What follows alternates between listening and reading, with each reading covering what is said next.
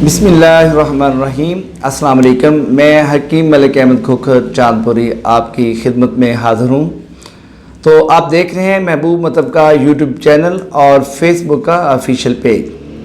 तो नाजरीन, आज जो हमारा टॉपिक है वो शुगर का ही है, और आज जिस शुगर पे हम बात करना चाह रहे हैं वो बॉडी में जब एसिड की मिकदार बढ़ती है तो उस वक़्त हमारा लबलबा कमज़ोर हो जाता है।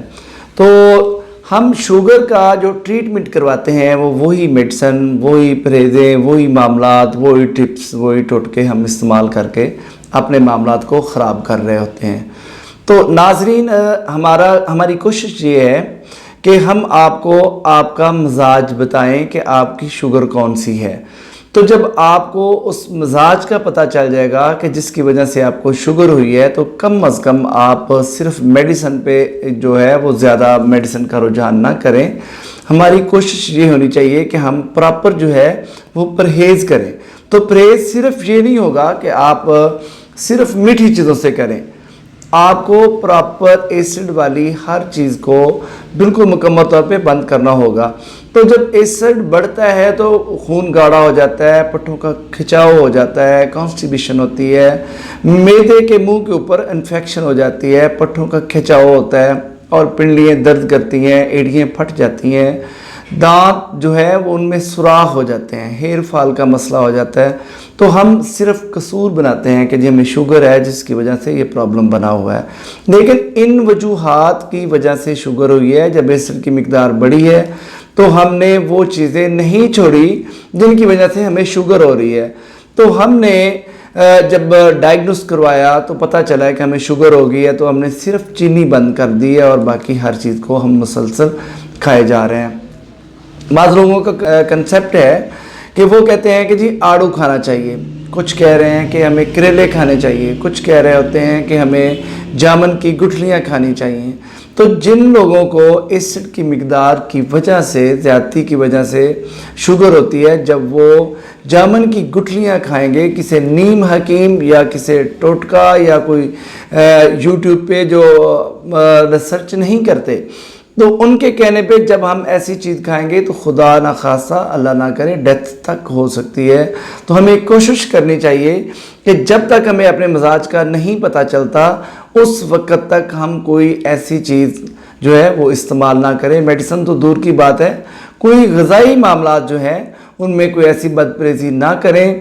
जब आपको गैस, कब्ज़ या कॉन्स्टिपेशन हो, साथ में शुगर हो, तो आपका खून थिक हो रहा होता है, और जो हम इंसुलिन लेते हैं या शुगर की कोई भी मेडिसिन है वो खून को गाढ़ा करती है।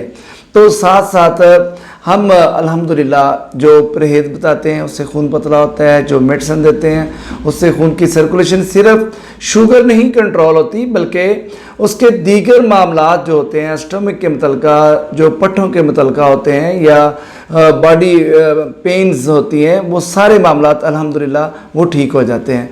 तो नाज़रीन, अपना नुस्खा नोट फरमाएं, हमारी स्क्रीन पे भी चल रहा है, तो मैं वो आपको लिखवा देता हूँ, आप वो लिख लें। और ये मेडिसिन जो है ये बायोकेमिक मेडिसिन है। तो बायोकेमिक अल्हम्दुलिल्लाह हमारी कोशिश है कि पूरे पाकिस्तान में हम बायोकेमिक मेडिसिन को मुतारफ़ करवा रहे हैं, बड़ी तेज़ी से लोग मुस्तफ़ीद भी हो रहे हैं, और पूरा कंप्लीट नुस्खा ये आसानी से मार्केट से मिल सकता है।